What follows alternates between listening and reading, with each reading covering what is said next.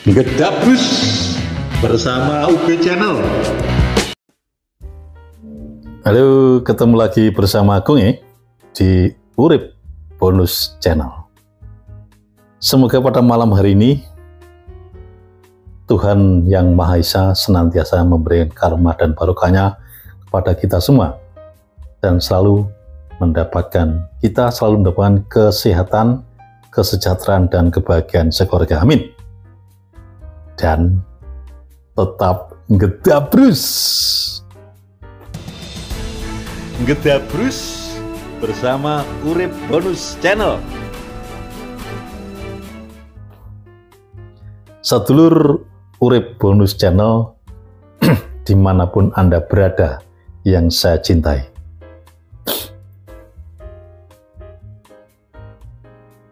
kurang lebih 15 hari mendatang,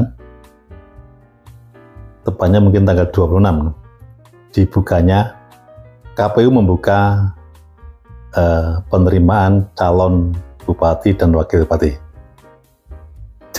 Dari waktu 2 minggu ini di Nganjuk terkait pilkada ini, semakin hari gonjang-ganjingnya semakin nemen.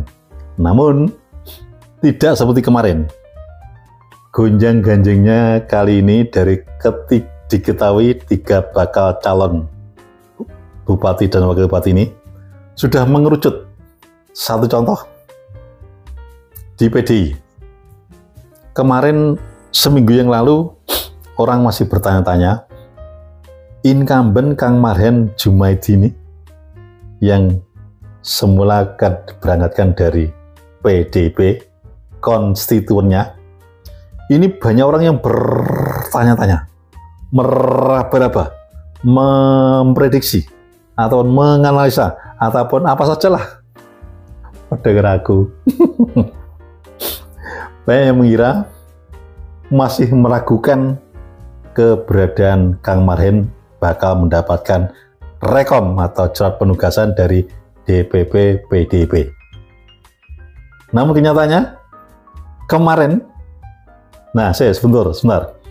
Kemarin tanpa dinyana-nyana, tepatnya tanggal 8 Agustus kemarin, Kang Marhen mendapat rekomendasi atau surat penugasan dari Partai Demokrat, dipercaya, direkom oleh Partai Demokrat menjadi calon Bupati Nganjuk berdampingan dengan Mas Trihadi yang dari Partai Demokrat.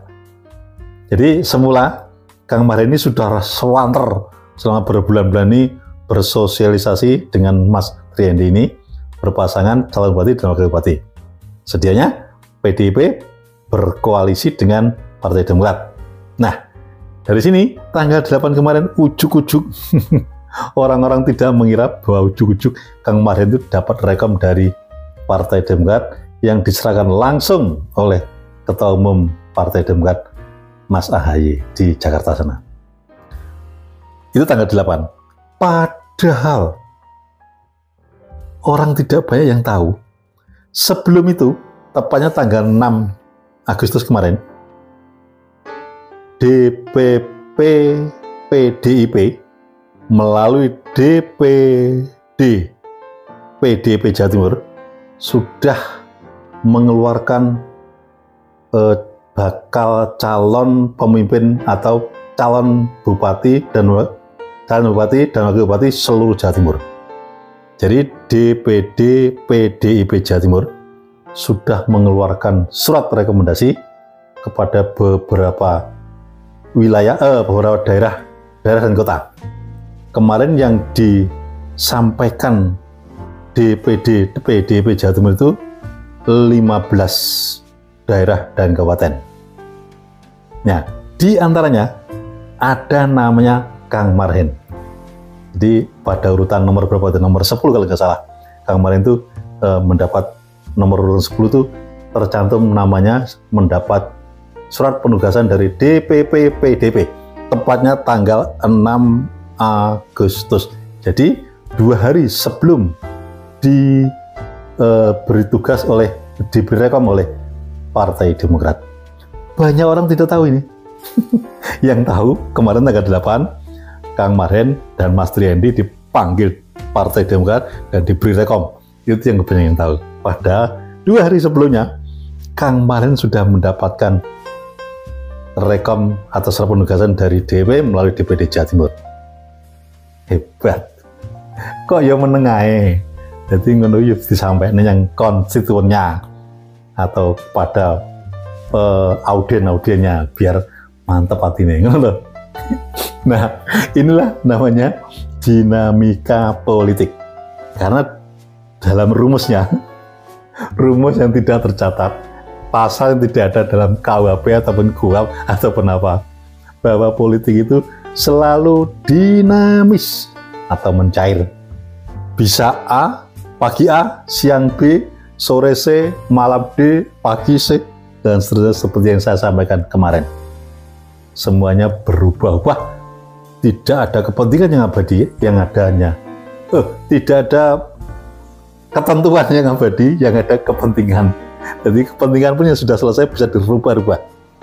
Ini sekilas dari Kang Mahren dan Mas Triandi yang rencananya pada akhir Agustus nanti ketika PKB membuka pendaftaran bakal mendaftar ya dari Kang Mahren dari PDIP, Mas Triandi dari Demokrat.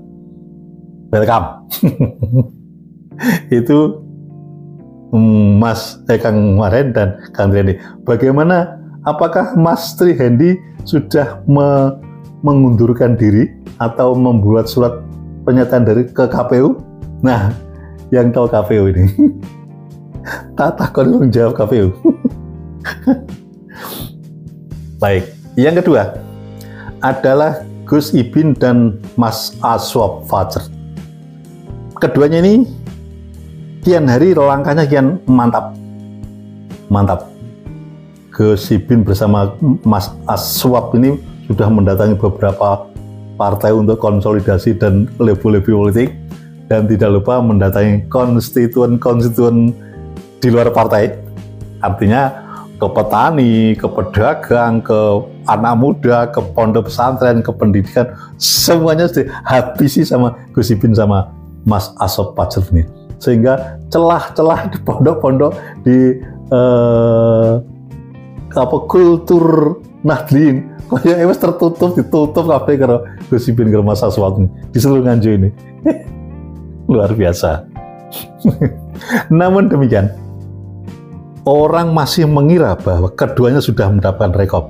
Namun pada kenyataannya masih kedua partai ini antara PKB dan Gerindra, PKB dari Gus Ibin, kemudian Gerindra dari Mas Aswab, keduanya belum mengumumkan secara resmi, secara formal ke publik. Ya, hanya mereka ada memberikan surat tugas ke masing-masing kader tersebut, yaitu Gus Ibin dan Mas Aswab Fajar. Namun kawan, beberapa hari yang lalu DPP PKB mengeluarkan final nama-nama calon bupati dan wali kota seluruh Indonesia. Dan Jawa Timur, nama Gus Ibin belum ada. Ini saya baca dan saya tahu apa yang disampaikan DPP PKB yang ditandatangani, yang dikeluarkan oleh Cak Muhaimin, Gus Ibin, Cak Imin, Muhaimin Iskandar, Ketua DPP PKB. Dene Gus Ibin sudah punya mengantongi sendiri surat rekomendasi dari DPP PKB. Aku kurang ngerti, monggo kita tunggu nanti waktu pendaftaran di PKU. Yang jelas saat ini PKB sudah mengeluarkan seperti itu tadi ya saya sampaikan, bahwa sudah mengeluarkan seluruh Indonesia, nama Gus Ibin belum ada. Begitu juga dengan Partai Gerindra. Sampai detik ini Partai Gerindra belum pernah mengeluarkan surat rekom atas nama kader-kadernya atau kader-kader lain. Andai kan sudah, ya kayak Gerindra, kayak Demokrat, kayak Golkar, kayak PDI dikeluarkan. Tapi nyatanya sampai sekarang Gerindra belum pernah. Jadi andaikan Mas Aswab Fajar saat ini di sakunya sudah ada rekom dari Gerindra, ya matur suwun. Andai kan belum, muga-muga nang terbit, nang keluar. Begitu ya? Oh, nah positifnya aja lah.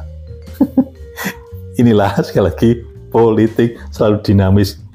Kadang kelihatannya runtang berdua, tiba jret. Wajar politik. Sekali lagi tidak ada sesuatu yang abadi dalam dunia politik, yang ada kepentingan. kepentingan ketika cocok dengan kepentingan, ya udah jadi. Untuk lainnya buang. Inilah dunia politik. Kemudian ada nama Bunda Ita dan Mbak Zuli. Ya, saat ini keduanya ini memang sosialisasinya meskipun bukan terlambat, terakhir sendiri dibanding kemarin yang sudah jauh hari berbulan-bulan yang lalu, dan Mas Gus Ipin dan Mas Aswab sudah beberapa bulan yang lalu. Bunda Ita dan Mbak Yuli ini sangat terlambat karena pertengahan bulan Juli itu baru muncul antara nama Bunda Ita sudah ada, tapi Mbak Yuli ini baru muncul awal bulan hingga sekarang. Nah, sampai sekarang itu keduanya ini gerakannya tidak seperti keduanya, artinya tidak seperti kemarin dan Gus Ipin. Bunda Ita dan Mbak Yuli ini gerakannya sedikit tapi punjer ya, titik-titik temu, titik-titik simbol, titik-titik yang pas yang dibutuhkan oleh masyarakat. Satu misal, kemarin tuh Bunda Ita dan Pak Taufik, suaminya, mantan Bupati 2 periode di Nganjuk, itu sudah mendatangi para petani yang ada di sekitar Semantok di Kecamatan Rejoso. Nah, dari sini di situ ada 7.000 petani yang membutuhkan air. Artinya tidak 7.000 itu saja, di sekitar Semantok dan seluruh Nganjuk ini membutuhkan itu. Nah, timbullah Bendungan Semantok. Nah, dari Semantok inilah saat ini sedang problem. Di Nganjuk ini punya bom waktu yang luar biasa, yaitu Semantok ini.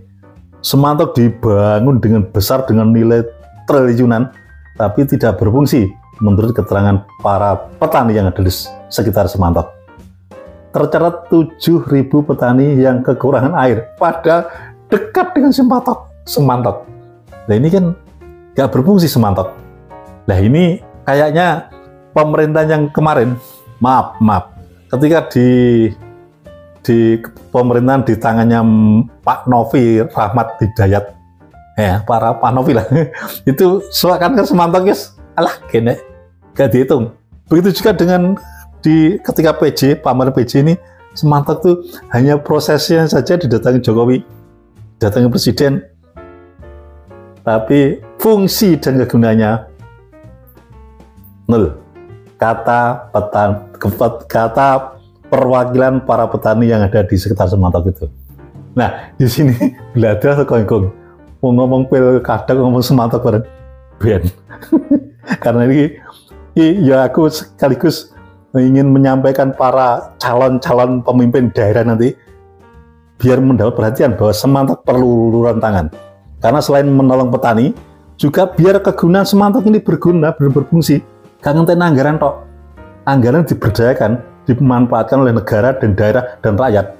Jangan diambur-amburkan tok. Jangan-jangan banyak hal yang tidak diinginkan nanti. Banyak uang yang dimakan oleh para loncewu yang berkompeten. Sehingga apa aku ngerti. Kalau soal ini nanti diprotes, gampang nanti kita kupas selanjutnya setelah pilkada. Ya, ngelatur ya pensiun Gedabrus ini. Gedabrus bersama Urip Bonus Channel. Jadi kemarin tuh Bunda Ita dan Pak Taufik mendatangi di Semantok ini. Tepat sekali itu. Dan itu cocok kondisi sekali lagi sehingga ide ada Semantok ya Pak Taufik kuwi. Makanya saya kira bagus, salut. Ada plus minusnya. Mungkin Pak Bunda Ita ini ada plus minusnya, tapi saya bicara plus ini saja. Karena apa? Yang tadi pertama ya plus, kedua plus, ketiga ya plus. Sembilan dibicarakan plus minusnya apa?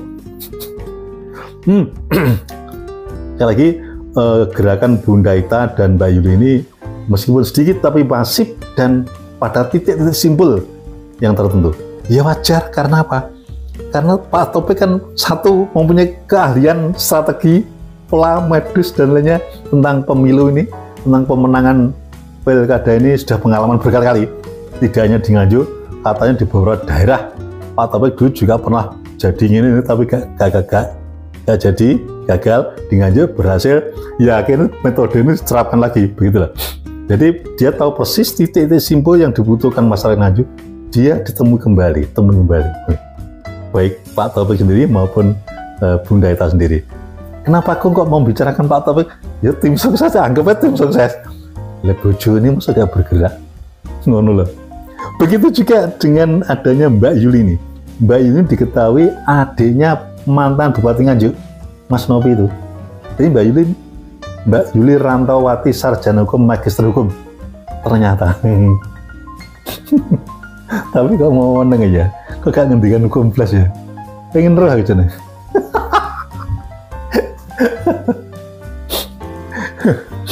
Nah, begitu juga Mbak Yuli nih, dia bakal mengerahkan kekuatan adiknya yang notabene nanti kita bicarakan yang lain. Saya yakin Mas Novi, mantan Bupati Nganjuk yang baru saja keluar dari penjara karena di OTT, pasti tidak akan tinggal diam kalau Mbak Yunya bergerak jadi wakil bupati. Mbuh apa jarenggo, mesti menggerakkan mesin-mesin politik yang sudah pernah ditanam dulu. Akses-akses dan infrastruktur yang sudah ditanam sejak dia menjabat jadi bupati dulu, mesti di online nih, enterin nih, mekan ke BMD. Lah, dari mekan ini ada yang dari Satker Dinas, ada yang dari, pokoknya gini, dari government of non-government, itu mesti gerakan, mesti jelas. Terus jelas. Itu belum yang di bagian kultur Nahdliyin dan pondok-pondok. Aku yakin Mas Novi dan Bunda Ita punya akses di beberapa pondok-pondok yang ada di Nganjuk ini. Karena sudahlah, pasti punya. Jadi ini merupakan pembelah. Gus Ipin juga meraih kue dari Nahdliyin, kaum Nahdliyin. Bunda Ita dan Mbak Yuli juga menyerahi. Di samping itu juga, saya yakin Mbak Yuli bakal mengerahkan pasukannya warisannya Bapak ya. Artinya bukan warisan Bondo, selain warisan Bondo dan harta dan kekayaannya, yakin jelas itu. Ada aksesnya juga dari bapaknya, karena bapaknya apa? Pendiri koperasi Nganjuk yang terbesar, tidak hanya di Nganjuk, seluruh Indonesia. Dan namanya apa, lupa saya, nanti PT apa itu, TAM, pokoknya TAM apa, nanti kita kupas lagi. Nah, di sini mempunyai anggota di Nganjuk itu puluhan ribu orang. Jadi kooperasinya ayahnya Mbak Yuli ini, atau mungkin sekarang dikendalikan Mas Novi atau dikembalikan lagi Mbak Yuli sendiri, itu anggotanya ribuan, terdaftar kayaknya nih ya, hampir 100.000 kayaknya, itu yang terdaftar. Lah, sehingga terdaftar ya, 100.000 kali keluarganya, kalau dia wah, 500.000 bro, gitu. Nah, dari sini itulah sedikit gambaran tentang ketiga bakal calon pemimpin kita yang mempunyai track record seperti itu. Apa ya kok track record? Track record tersinggung deh gue. Yang mempunyai trademark yang ada di pundaknya yang tidak bisa dihindari. Tidak bisa dihindari itu. Ya. Oh ya, tadi kalau Mas Gus Ipin dan Mas Aswad kan hanya sepintas kita ngomong merekomendasinya, kita belum ngomong Gus Ipin tentang apa dan lainnya, Mas Aswad apa dan lainnya. Kok kita yang ngomong kan Bunda Ita kalau Mbak Yuli toh juga apa, nanti lain kali dibicarain lagi. Yang jelas tadi kalau Gus Ipin jelas selain mengembangkan pendidikan dan pesantrennya, dia juga akan mengembangkan pertaniannya. Begitu juga Mas Aswad Dia seorang pengusaha yang bergerak di bidang macam-macam, sukses. Jadi ya gak cuma pertanian atau perdagangan, dananya komplit Mas Aswab itu. Dan melihat pola berpikir mindsetnya, dia modern sekali.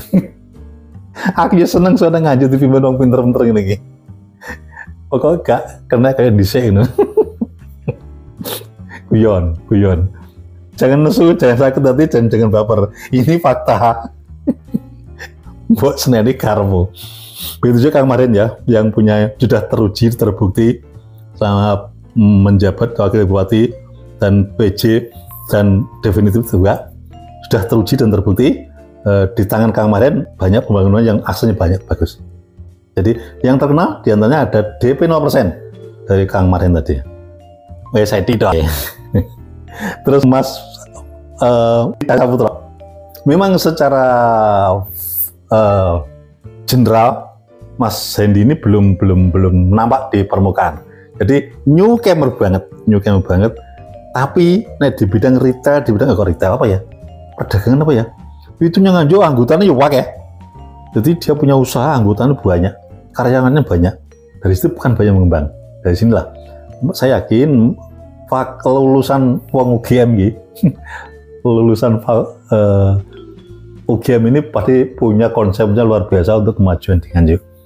Sudah sedulur ojo akeh-akeh, tinggal merapili sedikit aja, kecuali nanti satu persatu enggak apa. Baik, sedulur Urip Bonus Channel dimanapun Anda berada yang saya cintai, saya ulang kembali. Kemarin saya berpikir kalau Pak Mahren mempunyai rekom dari Demokrat tanpa PD, dia akan berbaju biru dengan simbol Mercy, hidup Demokrat. Ternyata kemarin masih mempertahankan merahnya, hidup PDI. Jadi besok ada koalisi antara PDI dan Demokrat, Mas Kang Mahren dengan Mas Triandi. Keduanya sudah dapat rekom resmi, Kang Mahren maupun Mas Triandi dari Demokrat.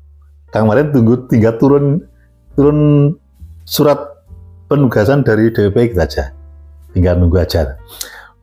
Yang kedua, Gus Ipin juga serung satu rugi. Karena apa? Sampai detik ini, keduanya Gus Ipin dan Mas Aswad Fajar belum menerima surat rekomendasi dari kedua partainya, baik PKB maupun Gerindra. Bahkan kemarin DPP PKB menyerahkan surat rekom ke beberapa daerah dan kota seluruh Indonesia. Nama Gus Ipin sekali lagi, mohon maaf Gus Ipin, belum ada namanya.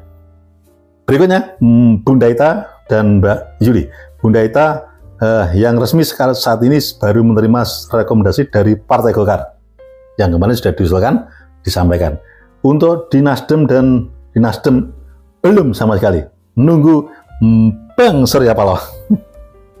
Bahkan itu tetap aku ini aku percaya, tapi ini orang tenang yang media yang cuma orang percaya aku. Soalnya politiknya mulah malih gitu ya. Lalu Mbak Yuli mendapat rekom dari Hanuranti. Nah, itu aku percaya. Saiki yo iso, seso sombene sewaktu-waktu iso. Mergo apa? Singgahe kancane dhewe rek selesai. Penting cuane. sorry guyon. Yang penting Mbak Yuli bisa memenuhi kriteria. Di antaranya memenuhi kriterianya apa yang disampaikan program-program Hanura, apapun itu. Sik A, B, C, D, mungkin terakhir ya. Ngene ngono wajar. Gak usah sakit hati, gak usah apa kenyataan seperti itu gitu. Meskipun tidak terbukti, tapi tanpa itu gak mungkin jalan, saya yakin. Baik, sedulur Urip Bonus Channel dimanapun Anda berada yang saya cintai, mohon maaf kalau gue terlalu menggebu-gebu, terlalu berekspresi yang karena semua ini mereferensikan rakyat Nganjuk bahwa ingin memiliki seorang pemimpin yang hebat, yang handal, yang bisa mengerti tentang rakyat. Pokoknya sing dibutuhkan rakyat butuh. Jadi sekali lagi, hal demikian bukan karena apa, tapi semata-mata hanya kita ingin mempunyai pemimpin yang benar-benar ngene. Oke, sampai ketemu, dan saya tetap akan mengawal proses pilkada ini dengan ala Urip Bonus Channel sampai akhir. Jangan lupa bahagia masih bersama Urip Bonus Channel. Salam NKRI harga mati.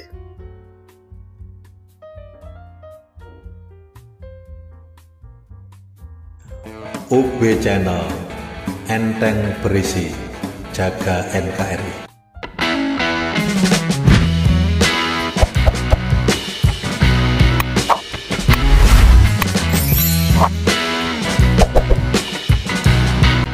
Gedabus bersama UB Channel.